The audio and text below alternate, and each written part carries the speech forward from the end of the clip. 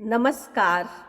आज हम इस वीडियो के माध्यम से एक विशेष शख्सियत, महान व्यक्तित्व, क्रांतिकारी युवा नेताजी सुभाष चंद्र बोस जी को समर्पित करते हुए, आज उनको श्रद्धापूर्वक नमन करते हुए, कुछ उनकी यादगारों को ताज़ा करते हुए हम एक साथ उनको याद करते हैं।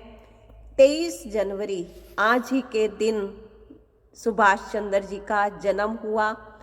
भारत की आज़ादी के आंदोलन में ऐसे अनेक क्रांतिकारी हुए हैं जिन्होंने देश को गुलामी की जंजीरों से मुक्त कराने में अपना महत्वपूर्ण योगदान दिया और वो देशवासियों के दिलों में सदा के लिए स्थित हो गए, दिलों पर छा गए।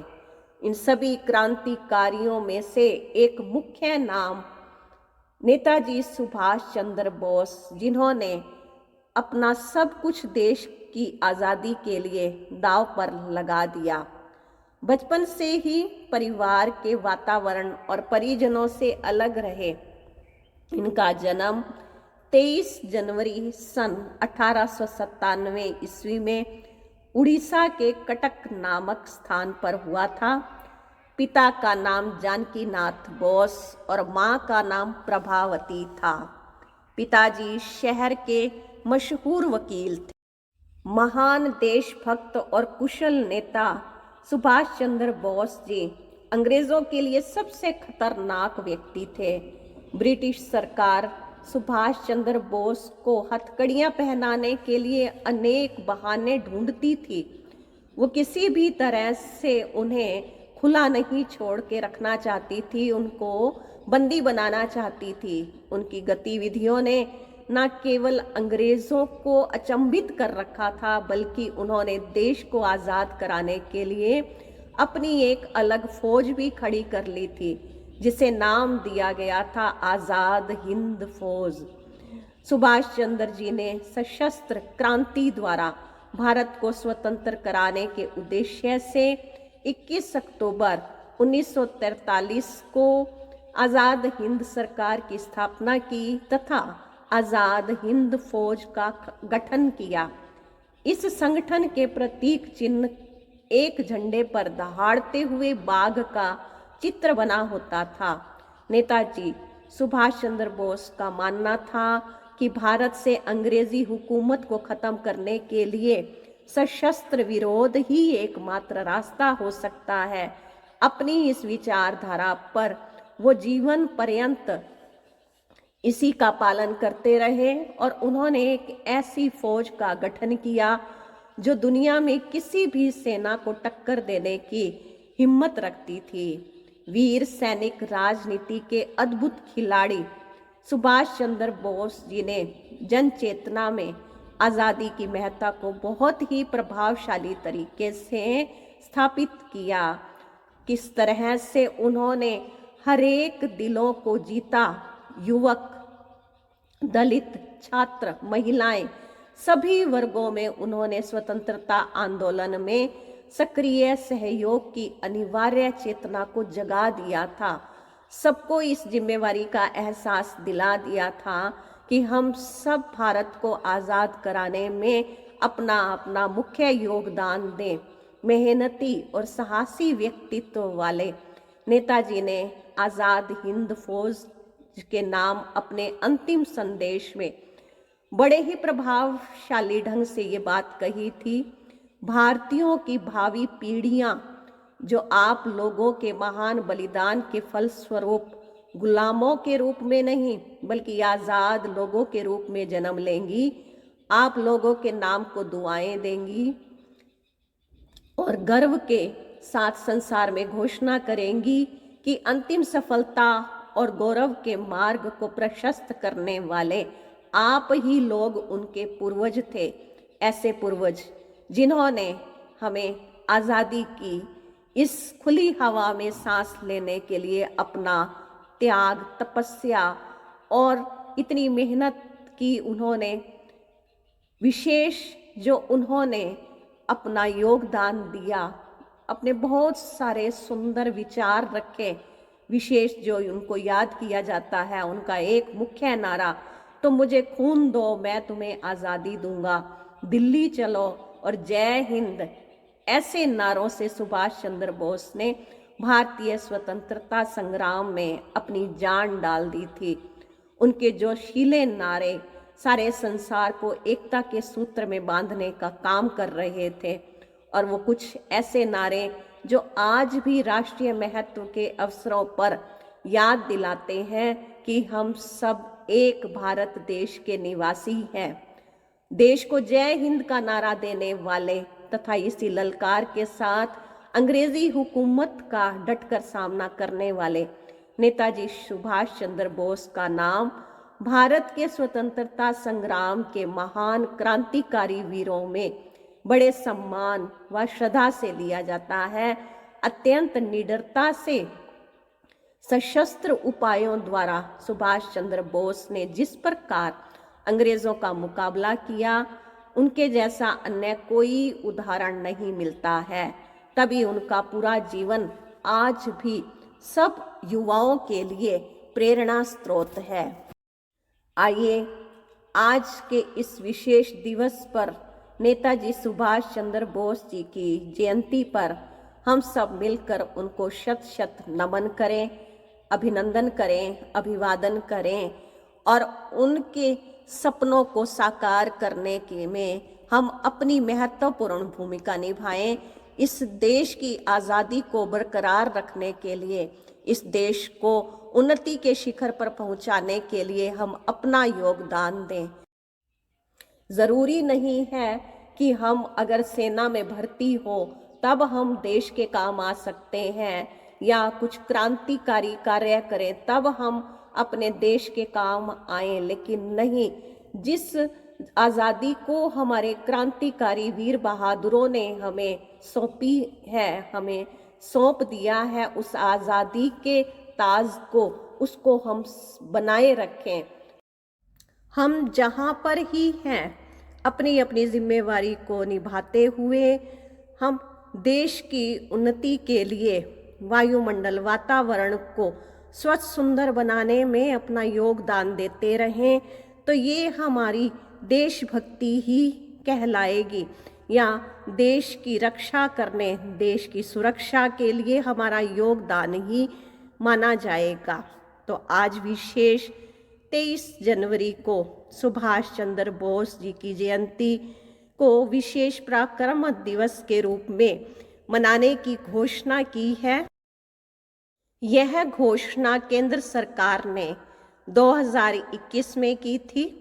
2021 में नेताजी सुभाष चंद्र बोस की जयंती को पराक्रम दिवस के रूप में मनाने का निर्णय लिया गया। वो एक महान स्वतंत्रता सेनानी थे। भारत की आज़ादी की लड़ाई के इतिहास में सुभाष चंद्र बोस जी का नाम स्वर्ण अक्षरों में दर्ज है। वो एक बहुत अच्छे वक्ता थे और विशेष युवा वर्ग उनकी तरफ अति आकर्षित होता था। उनके व्यक्तित्व से बहुत कुछ उनको मार्गदर्शन मिलता था। 23 जनवरी को नेताजी सुभाष चंद्र बोस की जन्म जयंती को देश पराक्रम दिवस के तौर पर मनाता है। नेताजी के संघर्षों और योगदान को पूरा ही देश याद करता है, प्रेरणा लेता है। 2021 में नेताजी की जयंती को पहली बार पराक्रम दिवस के रूप में मनाया गया।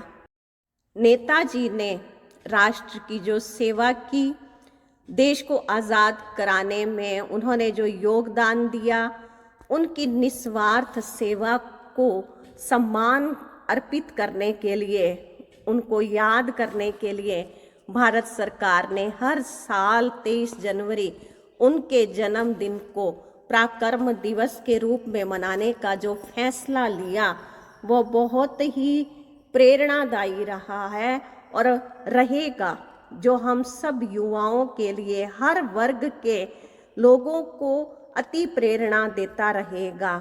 देश के लोगों, खास तौर पर युवाओं में नेताजी की तरह ही विपरीत परिस्थितियों का सामना करने और उनमें देशभक्ति की भावना का संचार हो।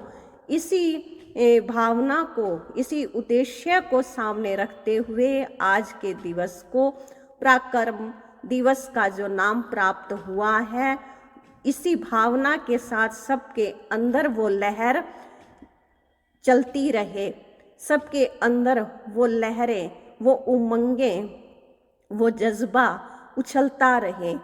नेताजी सुभाष चंद्र बोस जी के कुछ प्रेरणादायक कथन हम देखते हैं। नेताजी ने हमें जय हिंद का नारा दिया था, तुम मुझे खून दो और मैं तुम्हें आज़ादी दूंगा। इस नारे के साथ उन्होंने देश को अंग्रेज़ों के खिलाफ लड़ने के लिए जागरूक किया।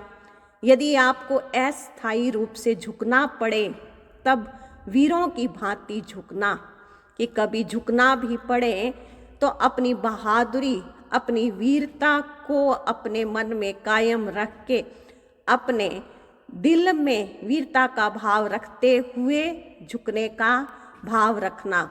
आज़ादी दी नहीं जाती, कोई भी हमें अपनी इच्छा से, मर्जी से आज़ाद नहीं कर सकता। वो कोई भी नहीं चाहता है कि हम आज़ादी से घूमें, तो आज़ादी दी नहीं जाती, ली जाती है। और नेताजी सुभाष चंद्र बोस के सामने केवल अपनी आज़ादी की बात नहीं थी, वो तो पूरे देश के लिए ही सोच रहे थे। यहाँ आज जब हम आज़ाद देश के निवासी हैं तो हम सब केवल अपनी अपनी आज़ादी की चिंता तो कर लेते हैं कि चलो हमारा काम हो गया, हमें किसी ने कुछ नहीं कहा, हम आज़ाद हैं, हम अपना निर्णय खुद ले सकते हैं, हमें किसी से क्या लेना। अगर हमारे नेता भी ऐसा सोचते तो आज जिस अवस्था में हम हैं वैसे ना रहते। यदि संघर्ष ना हो, जोखिम ना लिया जाए तो जीवन अपनी आधी रुचि खो देता है। यानी कि संघर्ष और जोखिम, चुनौतियाँ हमारे जीवन का अहम हिस्सा हैं। इन संघर्षों और चुनौतियों से ही मनुष्य के अंदर विशेषता विकसित होती है, योग्यता विकसित होती है।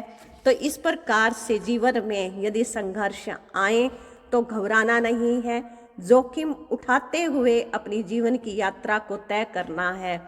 एक व्यक्ति किसी एक विचार के लिए मर सकता है, लेकिन वही विचार उसकी मृत्यु के बाद 1000 लोगों में अलख जगा सकता है। लीडरशिप कि जब व्यक्ति नेतृत्व करता है सुंदर विचारों के साथ, उस समय उसके विचारों को कोई महत्व नहीं देता।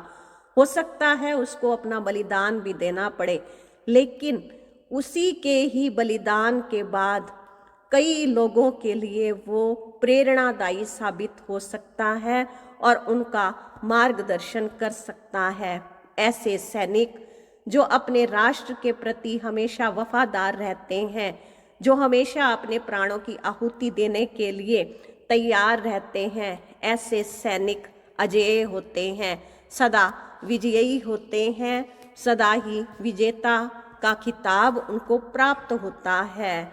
तो आगे उनका एक विचार और, एक सच्चे सैनिक को सैन्य और आध्यात्मिक दोनों तरह के परीक्षण की आवश्यकता होती है। लेकिन हम आध्यात्मिकता को एक अलग विषय बना करके अलग छोड़ देते हैं। लेकिन वर्तमान समय में किसी भी क्षेत्र में हम हैं तो आध्यात्मिकता को साथ में लेकर के हम अपने आप को एक योद्धा के रूप में, एक सफलता के मार्ग पर चलाने के लिए, क्योंकि समाज में बहुत सारे संघर्ष हैं, बहुत सारी चुनौतियां हैं। अपने क्षेत्र में सफलता प्राप्त करने के लिए कितनी ही चुनौतियों का सामना करना पड़ता है, तो उसमें बल चाहिए। तो अपने अंदर वो जज्बा भी हो और आध्यात्मिकता की शक्ति भी हो, क्योंकि कई बार ऐसे फैसले लेने पड़ते हैं हमें आगे बढ़ने के लिए, तो वो फैसले हमारे उचित हों, इसलिए हमें विवेकशील होना पड़ेगा। और विवेकशील होने के लिए हमारे फैसले उचित हो, आध्यात्मिकता का मार्ग भी हमें अपनाना पड़ेगा। आध्यात्मिकता का मतलब ये नहीं है कि हम बिल्कुल ही संसार से न्यारे होकर के इस अध्यात्म मार्ग पर चल सकते हैं, नहीं। अध्यात्म, अधि प्लस आत्म, अपने स्वरूप में टिकना, यानी हम अपने आप को, अपने को सशक्त बनाते हुए जिस भी फील्ड में हैं उसमें हम कार्य करते चले। नेक्स्ट, उनका एक सुंदर विचार, चर्चा से इतिहास में कोई वास्तविक परिवर्तन नहीं आया है, यानी सिर्फ बातों से, थ्योरी से कभी भी परिवर्तन नहीं होता है। अगर परिवर्तन करना है तो उसके लिए हमें उसे कार्य में लाना होगा, उसको प्रक्रिया में लाना होगा। उसे हम जब करेंगे तब ही सफल हो पाएंगे, तभी हमें सफलता प्राप्त होगी। जब इतिहास बदलता है कहने से नहीं, कुछ करने से ही बदलता है। चाहे एक छोटी सी आदत ही क्यों ना हो, आदत भी सिर्फ कहने से नहीं बदलती है। जब हम उस पर कुछ करने लग जाते हैं तभी कहा जाता है, करत करत अभ्यास ते जड़मत होत सुजान। तो अभ्यास करना पड़ता है। अभ्यास केवल पढ़ने का नहीं, रटने का नहीं, सिर्फ अपने आप को यही थ्योरी में लेकर के चलने का नहीं, चर्चा करने का नहीं, कुछ करने का। अभ्यास ही हमें सफलता दिलाता है या परिवर्तन कराता है। तो परिवर्तन तब संभव है जब हम एक एक व्यक्ति ही परिवर्तित हो जाएं।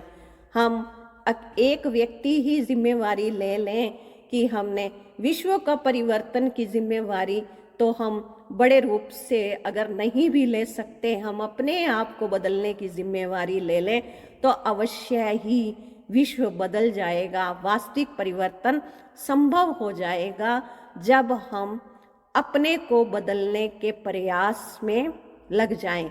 जब हम अपने आप को बदल लेंगे तो अवश्य ही वास्तविक परिवर्तन भी हो जाएगा।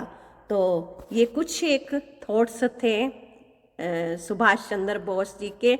आज हम उनकी जयंती पर याद कर रहे हैं, जो हमारे लिए विशेष प्रेरणादायी हैं। तो आप सबका बहुत बहुत धन्यवाद। आप सबने इस वीडियो को देखा, सुना, आप सबका बहुत बहुत धन्यवाद।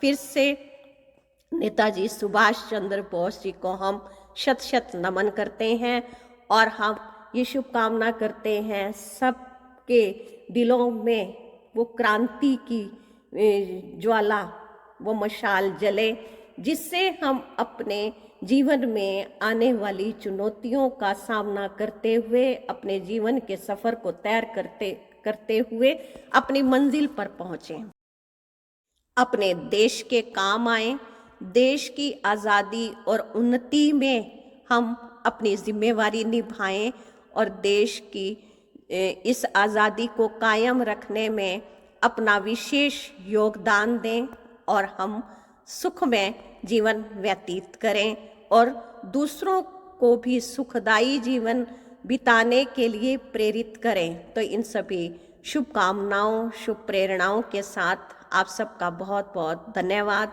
अभिवादन, अभिनंदन।